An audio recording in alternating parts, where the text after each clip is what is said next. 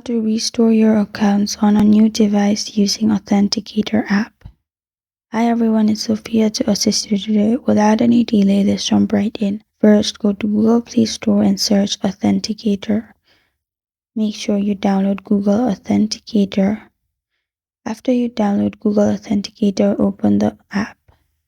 Click on Get Started and continue with your account. After that, click on Continue, start saving codes. After that, all your saved codes from your apps will be in here, and you'll simply able to restore all your account in your new device like this. And that's how you restore your accounts on a new device with Authenticator app. Thank you for joining me today. If this video helps you out, please leave a like and subscribe for more.